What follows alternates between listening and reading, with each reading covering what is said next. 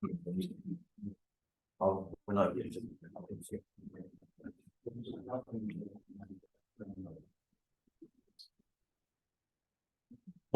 good evening, everybody, and welcome to St. George's Talks, Tuesday, 17th of October, 2023. This is a monthly series of talks presented from an ancient German Lutheran church in the East End of London. Third Tuesday of every month, some topical themed talk, usually on the subject of this area, the East End of London, or German culture as a theme, because this church, built in 1762 by a community of German sugar bakers,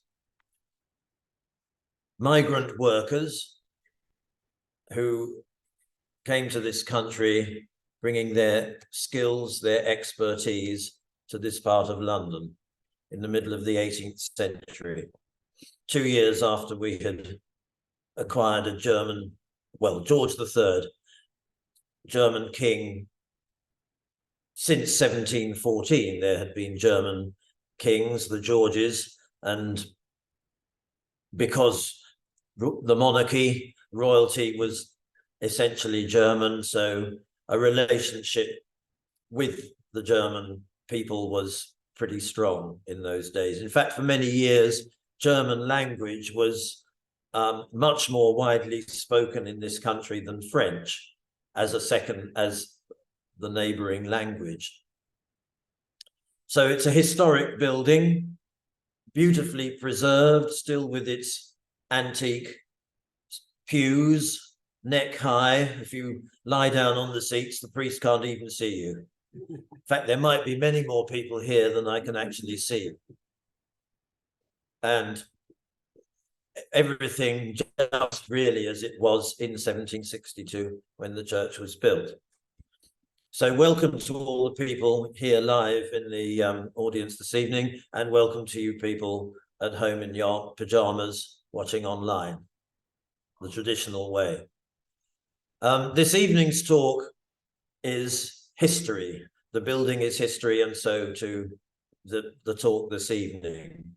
And we're focused on healthcare in this part of London over the last 2.5 centuries since the church was built. 1740, the date of the London Infirmary, it was called, which today is known as the Royal London Hospital. And to give the talk this evening is the archivist of the Barts Health NHS Trust archives. I think I've got the name in the right order. Barts Health NHS Trust archives. She is an experienced archivist, having studied it as a master's degree as a subject at UCL in London, University College London. And so no one is better placed to talk on the subject of Royal London Hospital than our guest speaker this evening, who is, will you please welcome her, Medha Chetai.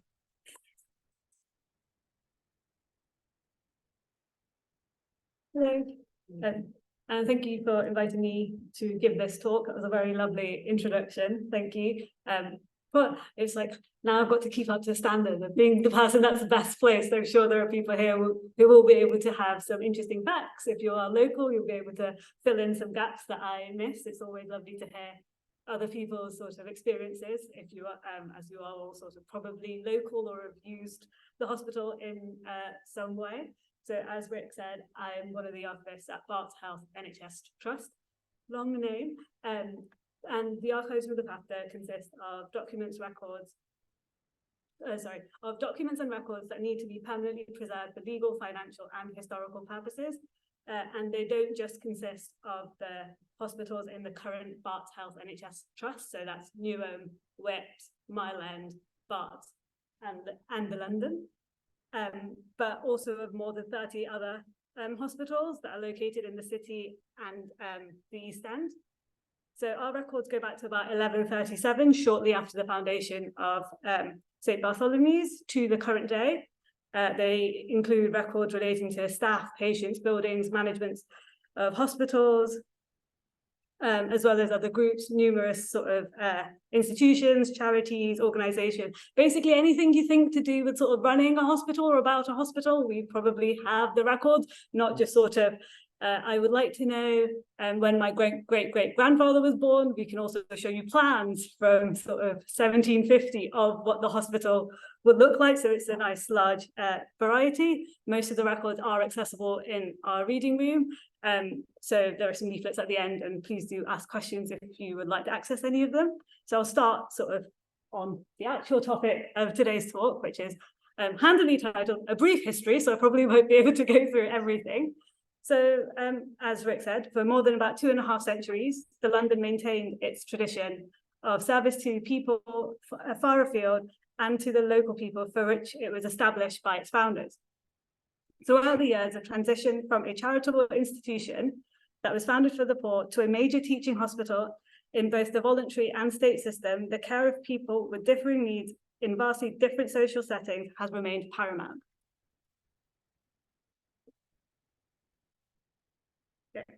So the London Hospital was founded on the 23rd of September 1740 for the relief of all sick and diseased persons, and in particular manufacturers, seamen in the merchant service and their wives and children. With when 7 men met in the Feathers Tavern in Cheapside to talk about the founding of an infirmary for the sick.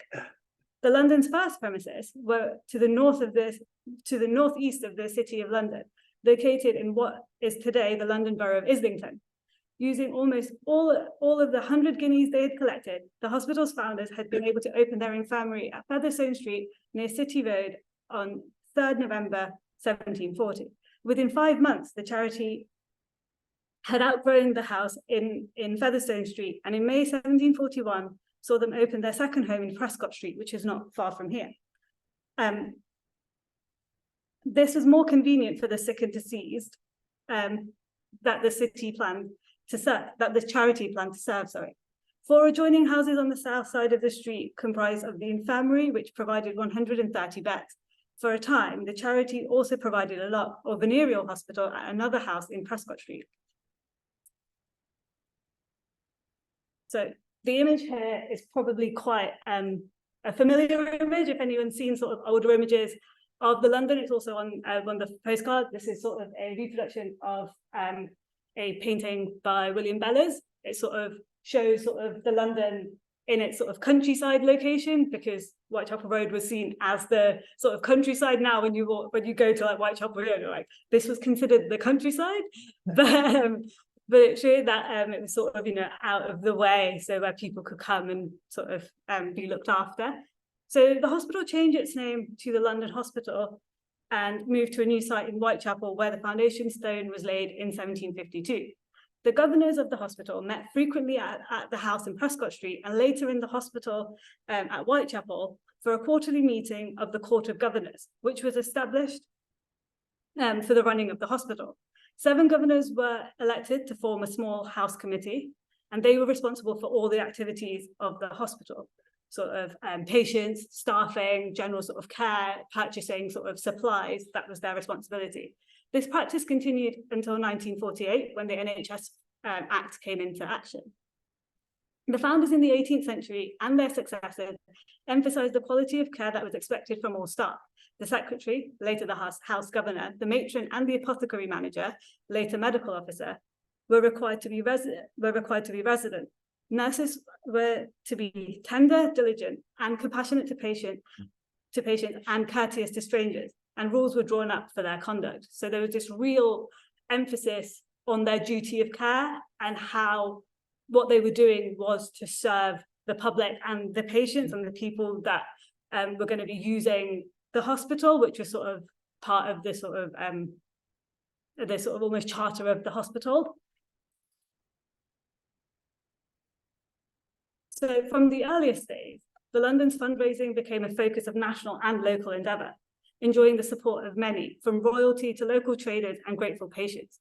the London from its foundation is noted for its religious tolerance. Many benefactors were Jewish, Quakers, non-conformists, and non-believers. There's this sort of huge support from the local area. So you've got sort of local companies supporting how they would pay for sort of like, they'd be like, oh, we'll sponsor the bedding. So because they were a local, like a fabric livery company.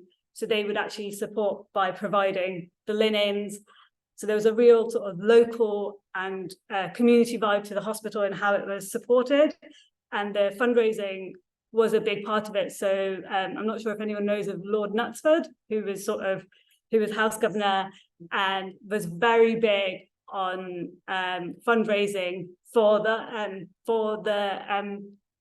hospital, and very successful at that. You've got letters from it, and there's this very sort of funny caricature which I wasn't able to find the image for, of him saying, you know, like, me and my father built this hospital, with like a quirky sort of caption, because they sort of also sort of donated, but were very successful in sort of raising funds for the running of the hospital.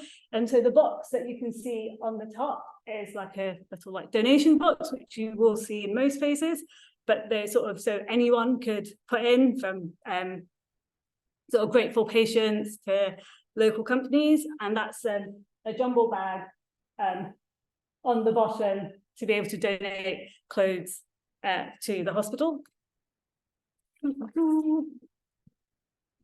So as we were saying, because of sort of the nature of the hospital and where it was based, it was really community focused, which can be seen through the establishing of Jewish wards for Jewish patients, obviously. So when John Howard visited the hospital in 1788, he suggested that wards should be set aside for Jewish patients. And the first request for separate, and the first and a Hebrew book and a kosher kitchen were established in 1837. These wards were endowed by benefactors such as Baron Rothschild and a goldsmith.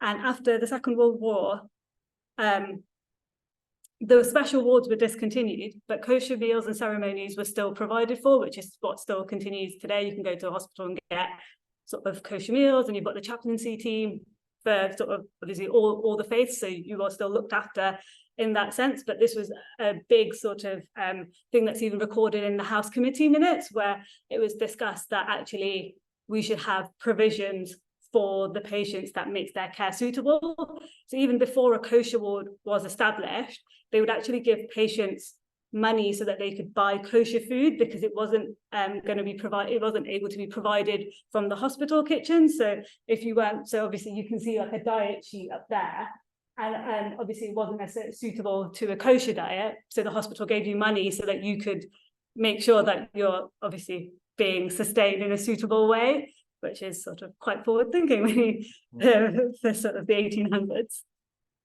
So I feel like everyone sort of will be familiar with sort of this front facade of Whitechapel Hall, of the new, what is the town hall, but was formerly the front facade of the London. So the expansion of the hospital in 1873 to 1876 included the construction of the Grocers' Company Wing, and its completion secured the hospital status as one of the largest voluntary hospitals in the country, with almost 800 beds, as opposed to large poor law infirmaries, which were separate, which also had large beds. So I think that distinction is important to make. So the wing was named in recognition of a donation from the City Livery Company. Their gift was accompanied by several conditions, including that the construction should be completed within 3 years. The wing was opened by Queen Victoria in March 1876, and the Grocers' Company facade now forms part of the town hall for Tower Hamlets. So you sort of see it, it's quite nice when you sort of see it and you've got the gold lettering at the top. The main blocks are like sort of 18th and earlier 19th century, so it's only really the front that's from the original sort of Grocers' Company wing. The rest of it's a bit later. And obviously RLH is now behind it in that massive, what looks like that blue sort of very hospital looking building, for want of a better word. But it sort of looks very much like all the other hospitals that we now see. So So as you all know, as you may know, there is also it is also a teaching hospital. So the first complete medical school in England with systematic formal education was established at the London in 1785. William Blizzard, surgeon, was the driving force, and a physician, Thomas Maddox, was the co-founder. 2 years earlier, Blizzard had persuaded the House Committee to allow him to give 2 courses of lectures on anatomy and surgery, but he had to bring his own patients, and his pupils were not allowed into the wards. One of the pupils who attended the lectures was John Abernethy, who himself founded St. Bartholomew's Medical School in 1840. Now the medical school has combined with the one at Barts and is part of Queen Mary University of London, where they provide courses in medicine, dentistry, and sort of other allied medical courses. And although the hospital and the Faculty of Medicine and Dentistry have separate functions, they collaborate in research and postgraduate training. And the hospital also has training facilities for nursing, midwifery, now under the aegis of City University, as well as physiotherapy, radiotherapy, and dental nurses. So they're really big on sort of training the future generation of medical professionals. The medical college, so where I mentioned that he wasn't allowed to sort of get the students onto the wards. So there was a practice called walking the wards, is how you were sort of taught. So you'd follow, almost like when you see people, what you would call shadowing now, you know, I'm going to follow around my boss to see what he does. And that was essentially what they would do. They would sort of follow them onto the wards to see what was happening. They were often, in some of the minutes, would be called young doctors, which was like a term for student doctors. So it was sort of getting the House Committee to agree to teach, and then to be the first one in England is quite a big deal, especially considering that whilst Barts is 900 years old, it only got a medical college like 100 years later, but they both had sort of similar practices in that you could, it was almost, let me get this right, it was almost like the doctors were self-employed. So if you were if you were a surgeon that was also a teacher who was teaching, you were almost self-employed in that you would run your own lectures and you would have private patients. And the way you were taught was that you would go to X doctor for apothecary, another one for anatomy, another one for gynecology. So it was all that sort of thing. And then you'd almost like make your own sort of syllabus and qualify. Whereas obviously the medical school meant that it was all sort of more standardized. And this was the first one in England. Our collection also has William Blizzard's amputation set, which I think is sort of from about 1780 something, which is quite cool in its original sort of wooden box and stuff. And it's sort of still in pretty good nick. Would not use it though. We don't do that. No. So, as I said, there was also nursing education at the hospital. But in the 18th century, nurses were generally without training or education and were left to deal with patients unsupervised. By the mid-19th century, the importance of establishing a nursing profession was recognised, helped by the influence of Florence Nightingale and the establishment of her training school. In 1867, Miss Swift, who had been influenced by Florence Nightingale's ideas on nursing training, became matron at the London. A nurse training school was opened in 1870, and in 1873, it was decided to build a separate school for nurses. A well-known London nurse is Eva Luckers. Miss Luckers wrote nursing textbooks, gave lectures to nurses, arranged for them to attend lectures by physicians and surgeons, and opened the first preliminary training school for nurses in England in 1895, in a house that was given by Lord Tredegar. Her system of records for probationers and trained nurses continued until the Second World War. In 1885, she established the private nursing institution, a separate staff of nurses to nurse patients in their own home. Their patients included royalty, the wealthy, and also those whose fees were paid by others and by charities. The private nurses were provided extra help in the wards between their cases. And in times of need, such as during the influenza pandemic and after the First World War, the private nursing institution, which was sort of which has brought international renown to the London, but it was discontinued at the advent of the NHS in 1948. Miss Luckers was a fierce opponent of the movement for state registration for nurses, on the grounds that the essential qualities of a good nurse would be subordinated to theory and exams, and that the standard of training available in teaching hospitals could not be at that time replicated in all hospitals across the country. She believed in the importance of a nurse training school as a means of certifying proficiency in nursing. She maintained her own register of London hospital nurses, those holding appointments on the staff and elsewhere in Great Britain or in the world. So, as I said, we've actually got loads of nurse probational records in our collections, and the way they write in them is brilliant. They've got literally what we would now call like appraisals, but quite sort of the language. Now, if somebody gave you that appraisal, you'd be like, am I doing badly at my job? One of them that I was reading only the other week to transcribe for somebody was, she's very self-opinionated, but is not a very good nurse. And you were like, well, isn't that? But then this nurse was actually quite successful because she was running the male surgical ward at the London. Like, so she was promoted to like what would be the equivalent of like a senior nurse on this ward. So it turns out that when you actually read through more of them, that was just the language that was used. It was very straightforward, very to the point. This is what they are. This is what we think. Yeah, and sometimes they will comment on size. She doesn't speak very clearly. She should do this. We think this, and it's sort of a real sort of insight into, but from more like a sort of perspective of seeing sort of language at the time and how people spoke and behaviours compared to sort of whereas, because if I got that in my appraisal, I'd be like, oh no, am I in trouble? What have I done? I think I'm quite nice. But it's really interesting to see that those sorts of records which give sort of life to the characters that you sort of read about. And it's nice when people ask, because if they know that their aunt or great aunt was a nurse at the London, we're able to provide them with this information with the caveat that they just write like that. It doesn't mean they're not being rude. It's just the language of the time. Because can you imagine reading that about like your great grandma? It's like, she's very self-opinionated, but she was a nurse for like 50 odd years. What's going on there? But yes, so wartime. So within a month of the outbreak of the First World War, the first wounded soldiers arrived at the London. The hospital had very little notice of their arrival, and there were no ambulances to transport them. Instead, delivery vans of caterers, J. Lyons and Company, whose chairman was on the hospital board, were pressed into service as makeshift ambulances and brought 200 wounded soldiers to Whitechapel, where they were admitted into hastily set up beds.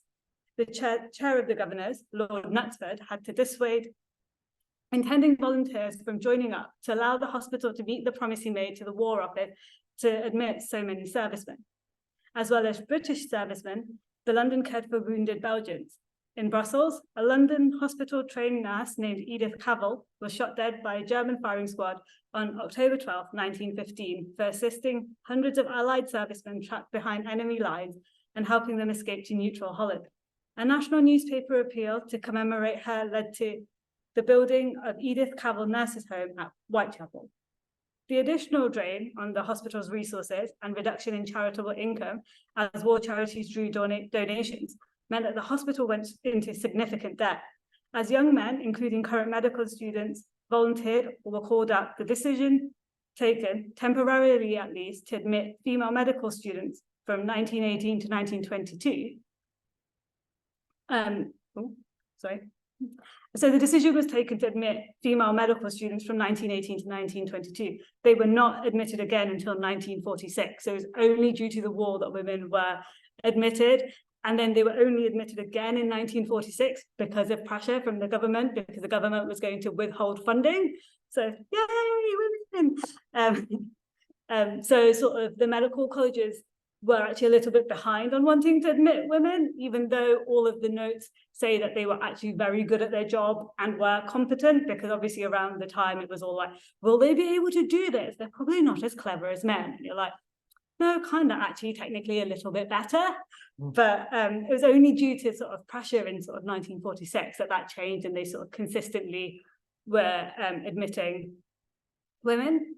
So during the Second World War, staff and patients were initially evacuated from parts of the hospital to outer London hospitals in the same sector. And in 1941, the London Hospital Annex at Brentwood opened with 345 beds. The hospital buildings were damaged in air raids, and London treated casualties of the Blitz. So I'm sure everyone, maybe most people will be aware of Joseph Merrick, known as sort of the Elephant Man. He's probably the best known patient of the hospital, past or present, and he lived in the hospital for nearly 4 years, from June 1886 until his death in April 1890.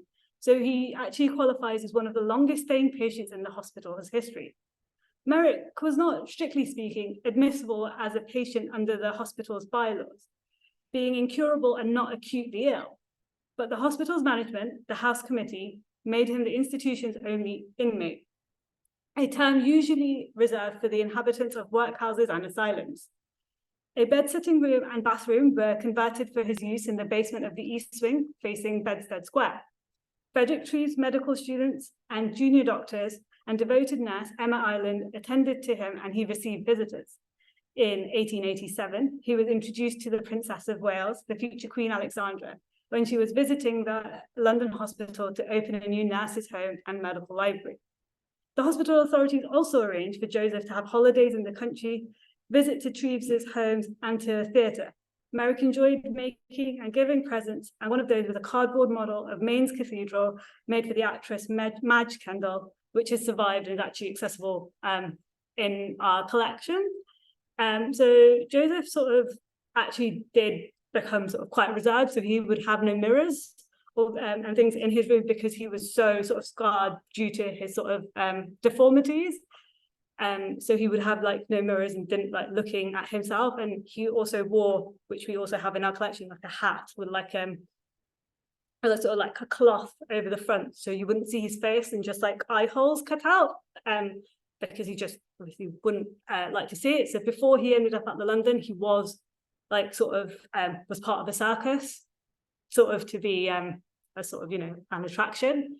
And then Frederick Treves took him in as a patient at the London, who you can see in the middle, seated in that photo just there. And he was actually one of like the nicer. Sort of Joseph Merrick remembers Treves being nice to him and giving him his card, which is how he ended up at the London. And then obviously after he died, his body was sort of made into a bit of a spectacle, but which, ethically speaking, in my opinion, probably not great. Like, you know, this person was like had a disability, but sort of, you know, was London's longest staying inmate, and sort of everyone kind of liked him, which I think is sort of nice, and was sort of taken care of. And there's sort of letters and things say that he sort of was very pleased to have a visit from the princess, which is quite nice.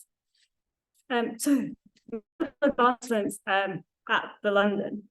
The radiotherapy department, developed out of the hospital's electrical department, also known as the X-ray department, because one name just isn't enough, was established in 1896. The X-ray department was located in a tin hut in the hospital garden until 1903, where it was transferred to a part of the new outpatients department. The department was divided into two parts. Dr. James H. Sequeria was in charge of Vincent lights, which produced ultraviolet light for the treatment of skin conditions such as basal cell carcinoma, ringworm, and tuberculosis of the skin. Patients came from long distances to the hospital for this type of treatment, and board and lodging arrangements were made for them in the locality through the generosity of the Marie Celeste Samaritan Society. So I don't know if you can see sort of in that top picture where you've got sort of these huge things coming down. They're actually like lights, and patients would be sort of treated with them. And there are some brilliant photographs which are at the Welcome Library, where you've got children sort of sat around the slide. Only, I think, yeah, they're not really wearing clothes apart from hands, and they're wearing like these goggles to get this light treatment. Absolutely brilliant images of them being treated using this sort of Vincent light. technology, used sort of as like a way to get vitamin D. So we had an inquiry where someone was like, my grandma said that she used to sit in a room with a massive light wearing goggles. We're not sure this was true. And we were like, no, that's accurate. And you can see the pictures right here. And it was such an odd thing to say. We all sat around a light waiting to feel better, but it was a thing. So the second part of the department was used that used X-rays was for diagnostic purposes and the treatment of conditions other than those of the skin, where Ernest Harnack, Reginald Blackwell, and Harold Sugars worked. Until 1908, radiographers X-rayed their own hands every time the machinery was used to check that the X-ray tube was working. And all three men later required amputation of their hands for radiation-induced tumours. They later became known as the X-ray martyrs. So there's actually like a sort of plaque stone commemorating their sort of work because, well, due to the radiation poisoning, they unfortunately died, but sort of their work is seen as sort of important because, well, without X-rays, like the diagnosing sort of various illnesses and conditions would be very difficult, but the radiation poisoning did ultimately mean they lost their hands. But it's sort of the London was sort of pioneering in its use of sort of both the Finsen light and X-rays, which is very cool. And I'm sure everyone will be familiar with this, but the London has a helipad, which I quite like. Or also known as HEMS. So the original idea for a helicopter emergency medical service, HEMS, brilliant word, was put forward in 1986 by a group of senior police and ambulance officials, members of the Association of Immediate Care, and a number of consultants at the London. Richard Earlham and Alistair Wilson, consultant surgeons at the London, believed that more accident victims could be saved if treatment was received within the first hour after an accident. A helicopter, which could reach the scene of an accident quickly, carrying the necessary medication and skilled staff, would provide the necessary treatment. Funding provided by the Ministry of Health allowed the construction of a helipad on the roof of the Alexandra wing of the hospital. Along with the upgrading of the A&E department, extra money was given to provide further beds. HEMS, run by the London Ambulance Charity, was the first in the UK to carry a senior doctor in addition to a paramedic at all times on a helicopter, introducing a system that reduces the death rate in severe trauma by 30 to 40%. Helicopters used by London's Ambulance Charity are hangared at RAF Norfolk, but operate during the day from their base at RLH. The service treats an average of 5 patients every day, and at night, or when the helicopters are offline, the medical crews still respond to emergencies, but travel in specially equipped rapid response cars. They are noticeable from other ambulance vehicles as they are painted in red with high visibility markings to display their advanced trauma team status. I'm just like, that's very cool to see like a helipad in the middle of London for medical purposes. And they have shown that that they do reduce trauma just because you can get there so much quicker, and the sooner you are there, the quicker the treatment, which means that people are more likely to survive. So they were at one point painted in, I want to say, their Daily Telegraph or the Daily Mail's colours because they sponsored their air ambulance. So there's sort of been a huge amount of support for this, and now it's sort of part of London Air Ambulance Charity. Lots of acronyms today, I'm sorry. So that was my sort of crash course into a brief history of the London. I hope you all found it interesting, and I'm sorry for going off on slight tangents on the bits that I find interesting. But if you have any questions, do drop us a line on that email address. It's also in the leaflets at the back, and you can, if you are on social media, give us a follow on our Instagram page where we share lots of different photos and items from our collections and updates about our service. Thank you so much for coming. Thank you. Well, we don't have to have questions by email to Medha, as she's here now. So if there are questions from the floor this evening, perhaps you'd like to ask them now. Ulla. And would Yes. you please repeat the questions for the benefit of the people online? Okay. Yes. Where is the archive and is there access to it by the public? Yes, so the archives are on the site of St Bartholomew's Hospital in Smithfield. It is accessible to the public just by prior appointment. So if you just have to email to set up a time so that we can have the materials ready for you. But yeah, most of the items are sort of are accessible. There might be some that are closed due to data protection, but that's because there'll probably be patient records and things like that. But there are workarounds. So if you wanted to see your own record, or the we can provide a transcript by email, but that's probably very detailed for now. But if you drop us an email, we can provide the relevant guidance on how best to access the records. But we like doing group visits. So if there was a group of you that wanted to come in and have a look at things, we can have an afternoon where we show you different things. But as I've said before, if you drop us an email, we can sort of arrange it that is best suited for you. So this archive, it's not just documents, it's items, it's physical objects too. Yes. Could you maybe say something about those? Sure. So The Joseph Merrick hats, they sound very interesting. so yeah, so there are also objects as part of our collection. So we have objects from sort of medical sort of instruments, from scalpels and saws, and many blood pressure monitors, but also sort of like Joseph Merrick's hat and the cardboard model that he made of the cathedral. So we've got like the original deed for St Bartholomew's Hospital, same for Royal London. Lots of medals if you're interested in sort of nursing history. We've got uniforms from sort of eras gone by, everything from like the hats, the coats, the belt buckles and such. So a large variety. So Joseph Merrick made a model of St Paul's Cathedral? No, it was so Joseph Merrick made a cardboard model of Mainz Cathedral. Mainz, in Mainz, Germany. there we go. Germany. Yeah. Yes. Yes. Oh, how Don't speak interesting. German, I'm going to be put to shame, but yes, that one which we have in our collections. Have you a favourite object in the archive? I would say I think I love so there was a real sort of social element to all of the hospitals, and my favorite item would be sort of pictures of ward shows. So staff would put on shows at sort of Christmas time for the patients. So you've got doctors and nurses all sort of dressing up and putting on like sketch shows and things. So we've got like so a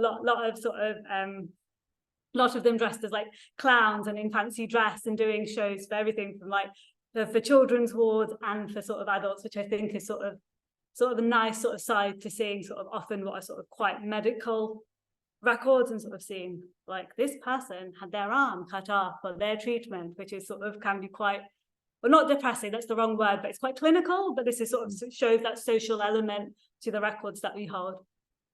Well, that's interesting. They should bring that back, I think. NHS dressing up for Christmas pantomimes. Jeff.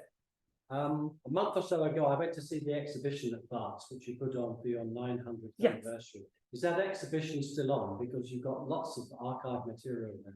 So the exhibition that was put on in the square and across sort of Aldgate also and Guildhall Yard has now come down, unfortunately. Particularly the one in the hospital. The one in the hospital is still there. Yes, the board's in KGV, and Yes. then so that's King George V building, sorry, I should say. That is still up, and I think that plans to remain there at least for the coming months. Because that's brilliant. I will pass that on to my colleagues. Yes. Ulla. I went recently to the Royal London and saw that the museum is obviously no longer there and it's moved to St Barts. St Barts used to have that museum with the Hogarth staircase attached, which is being renovated, I believe. Is that amalgamated now, and where exactly is it? So the Royal London Hospital Museum closed during COVID and has not reopened due to its location, and the conditions weren't great for the collection. So they've all been moved out of there, and they're now all at the archives at Barts, and you can access them by previous appointment. So it's still sort of separate to the Hospital of St Bartholomew's Hospital, the Museum of St Bartholomew's Hospital, which is also currently closed due to the renovation and restoration of the Hogarth staircase, which will be opening in 18 months' time, also we're told. So you can't see it, but the items that were on display at both hospitals are accessible in the archive. So you can still come and see them, you just need an appointment. But it is actually sort of nicer because you don't have to see them from behind a case. Yeah, it's sort of it's a more, I would say, an interactive visit. You can sort of some of the items you can actually touch and hold and see them, and you can see more things also. How much space is there? How many people can come? You can get we say about 15 people maximum, sort of, so a small classroom group can come in to see if you were coming to the reading room. Yes, Cameron. Oh, sorry, sir. Yes. Just an observation, it's like training. Okay. The nursing uniform still looks remarkably thin. It was staggering, actually, because you had a bid. Yes. Very conscious, you had to go over and say, change that through. Perhaps would stop you getting too close and wounds and all this. So all of that was very, very practical. And having another use when they're trying to get back maybe from the taxi driver, I was women's European goods. Yes, how interesting. Well, perhaps you just better say something about the nurses' uniforms to the Yes. online listeners. So A point from the audience. Yes, so point from the audience is that the nurses' uniforms were incredibly practical in the way that they were designed. So you had a bib, like an apron on the front, which sort of obviously helped when somebody was sick or if you got any fluids on you, but also a hat that stopped you from sort of getting too close. And if you were wearing the uniform in a taxi drivers wouldn't charge you, which is sort of a nice little perk. But the thing that I always found strange about the uniform was that the hat, which they don't wear now, had this massive tail on the back. And we were like, what is the purpose of that? We're not sure if that was like a practical part. If anyone knows, do correct me. Oh. But it was just like a feature. And I think that was still on the hats into like the 80s. You saw like the sort of white tail that went down the nurse's uniform. So you mean you don't know what it was for? I think it was just decorative. I think it was like a sort of just part of so obviously like the cap was sort of to sort of keep your hair out of your face and sort of part of the uniform. And then they'd have this like long tail on the back. So did they assume that women had long hair, that this would? I think it was just sort of part, Influence. just like a part of the sort of decorative sort of looks kind of nice. But yeah, and there were all these stories that you'll hear from nurses who would they would actually have, because it was very strict on the uniform as you'd expect, and they'd have to be sort of quite like straight and everything must be ironed. So they would actually have like tins on which they'd all iron their caps, so they would be like pristine and absolutely straight, so that they wouldn't get in trouble with the matron, because there would be uniform checks, like, you know, is it straight, is it dirty, all of these things for which you would often see the comments in the registers to be like, it's not very well kept, and you're like, kind of busy being a nurse, but like your presentation as a nurse was incredibly important. Matron could be quite fierce. Oh, absolutely, absolutely. Cameron? I was interested that in the documentation from 1740, it identified that the beneficiaries of medical provision were to be manufacturers and merchant seamen and their wives and children. And I wonder if you could say anything about why those particular two groups were identified as being the main beneficiaries of that medical provision. So I'll repeat the question Yes. for our Zoom audience. Hello. So asking about why sort of why the London was sort of focused on providing services to manufacturers, seamen in the merchant service and their wives and children just because of its location. So it was very much founded in East London in its location to serve its local population, which was made up of seamen and manufacturers. So the actual trade of the area informed its services that they were sort of providing. And because it was a voluntary hospital, so that's why they relied on fundraising and donations, sort of serving its local population, who would often be working class or poorer. It really did. So that was their aim, to support them, which is why it was part of like its sort of mission statement, as it were, because they were, founded for its local population, which also leads into them having Jewish wards quite early, because its demographic, it did have like a higher Jewish population at the time. But you also see it with sort of treatment for like cholera, and how they would treat diseases based on what was happening at the time, at whatever time the various diseases were impacting the community. Yes, sir. I would suggest, and I hope I haven't dismissed you saying it, that the value of serving merchant seamen was because lots of them would in fact not be local, and therefore would not have any right to the normal services, such as they were of people who had their settlement in Wapping or Stepney or Lyme. They were people who had nowhere they could go if they were ill. Obviously, if you've got a Wapping seaman who comes from Wapping, then he can have the services of the poor law in Wapping. Yes. But say all the Lascars coming in from anywhere, or Americans, or anybody who's arrived in London but is not from London, yeah, would not have any rights under our poor law system at the time. Yes, absolutely. So it was a big demographic that it was useful to help, because it had no other choice. Absolutely. If I may go to the question I had in my mind, and again, I hope you haven't said this without me hearing. How far back, hopefully, do you have any, do the patient admission and discharge registers go? Are there 19th century registers who came in? Yes, so our sort of admission and discharge registers go back to sort of the foundation of the hospital, and there might be some sort of where they might be missing because they don't survive, but they're sort of fairly complete. So there's a fairly long series of registers for admissions and discharge. Yes. Excellent. Indexes of any sort, or calendars?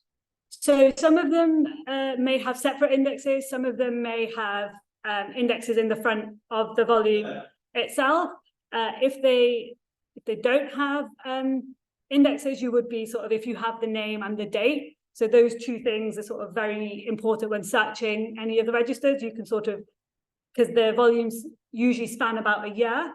So if you know that the patient was there in 1845, you could look at that register and go through it based on the date, and then find their name. The nature of hospital admissions, you often wouldn't have any idea when anybody was in the hospital, if they were at all. So it would be a speculative search where you're a family there for free or something, you think, I wonder whether they were ever in the hospital, and you just look at the calendars of every year. Yes, we do not recommend doing it that way, just because it would be quite hard, just because it would take far too long to do it, because it would, I mean, if people want to, that we would. Research. It is, absolutely, and we would never stop anyone. And again, as a supplementary to that, there would be, assuming that there were births there, or perhaps not, a certain number of children who were baptized quickly because they were thought likely to die. And therefore there might be a chaplain's register of baptisms. So off the top of my head, I'm going to repeat the question for Zoom, looking at potentially sort of birth registers for the London and baptism records for children born at the London. We will, off the top of my head, I believe we do have sort of registers of births, and I think if the column is there, I will check on the catalogue for you. It will have sort of if baptized and when, but not, I don't think that we've got like a separate one for the hospital. I could be wrong. Children who weren't thought likely to die would go home and their parents would arrange a baptism in due course. Mm-hmm. But the sense that if a child is likely to die, it must be baptised immediately now by the midwife or something, would mean there's probably a register of a future will, or whatever. And it's only a question, if you haven't got, I don't mind considering. I can't tell you off the top of my head. I see the point. There probably is something like that. I've not come across it yet, but there are often columns in the register. There were specially appointed chaplains, the place is not simply being served by one of the Whitechapel. In which case it would be in Whitechapel parish register.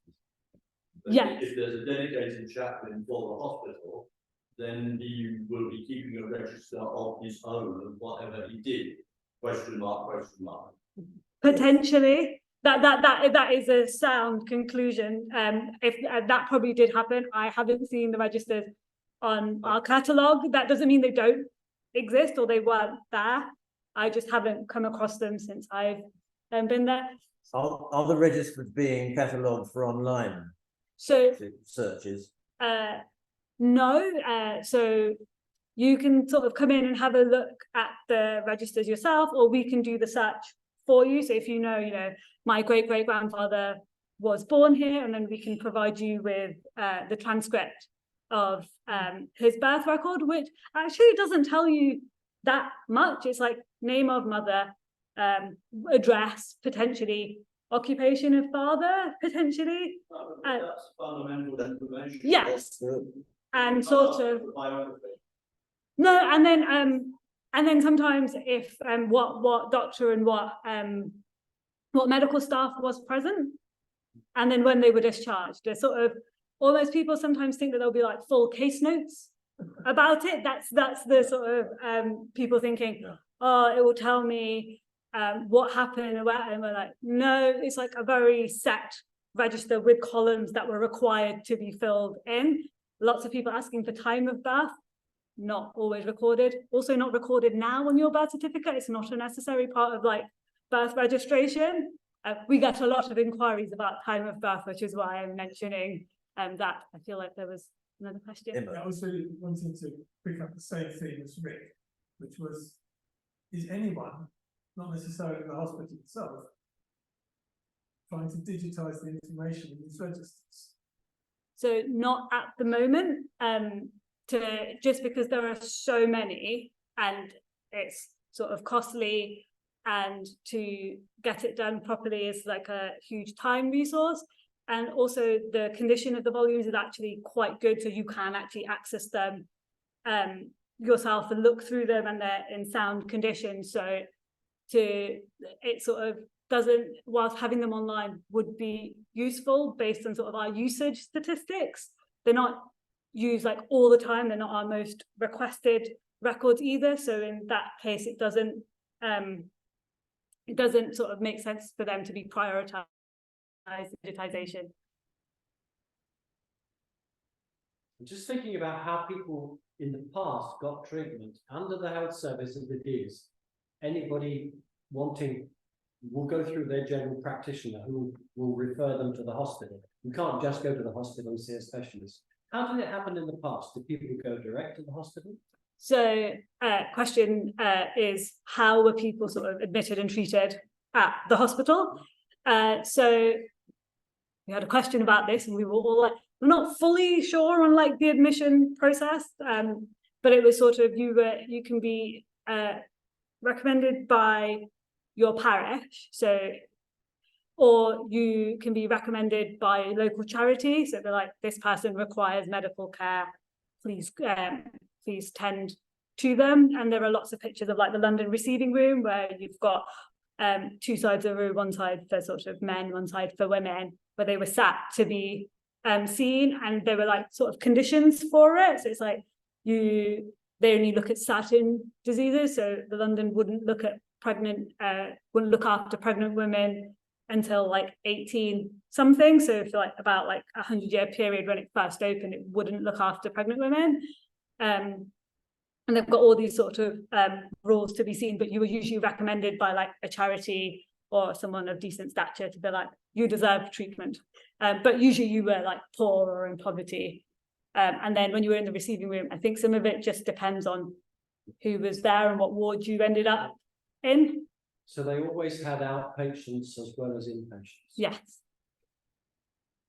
I say that with some authority. I could be wrong. I could find out. Like, You're right. You mentioned earlier that the Jewish community and the Quaker community contributed to the costs of the hospital. What about this particular community, the German Lutherans? Did you come across anything that connects this church, the people associated with it, with the London hospital? I did not. I will, and I did not properly look, so I cannot say that it was not true. But there was also the London Jewish Hospital, for which we do also have the record, where which is a separate hospital. I'm getting confused between all of the words today. I apologise. I'm sure that there would be, and we'd probably find it in the House Committee minutes. I can have a look and I'll get back to you. I'll do that as a project in the next few weeks, and I'll send you an email to be if I find an entry. It's nice to know. I'm sure that there would have been, like, Yes. it sort of is the logical conclusion to see that if the local community did benefit the hospital, it would, and it might not be that it was maybe from the church itself, but it will probably, there might be like a German person or a Lutheran person. Yes. Sort of donated X amount of money or X items. I will have a look and try and go back to you. It would be interesting. Yes. Do we have any other questions? And Imo, are there any questions in the chat online? I have looked and I've invited people to contribute, but they're potentially dismissed. They're all satisfied. Good. Well, thank you very much, Medha, for that most interesting talk. The history of the Royal London Hospital, or the London, as clearly it was called. And thank you all very much for attending, both online and here this evening, live, as it were, and present in the church. My name is Rick Jones. I'm proud to serve on the committee of this church, organising these monthly events. Next month in November, 3rd Tuesday, can't remember what exact date it is, it 20th? Can't remember, but the 3rd Tuesday of the month is the talk, and next month we have a talk on Clement Attlee, who was Member of Parliament for Limehouse and I think Walthamstow West at one point, but Limehouse for most of his career. And also, of course, he was Deputy Prime Minister during the Second World War to Winston Churchill. And that talk is to be given by Jeff Cosson, who is here this evening, and we look forward to that very much. So please do attend this evening, do attend that in a month's time, and thank you once again for coming along this evening. Of course, the benefit of attending live here in the church is that you now are invited to have a glass of wine and a piece of cake at the back of the church. And I'm afraid you people online will have to get your own. But think of us as you're doing so. So thank you all very much and good night to see you. And thank you once again to Medha.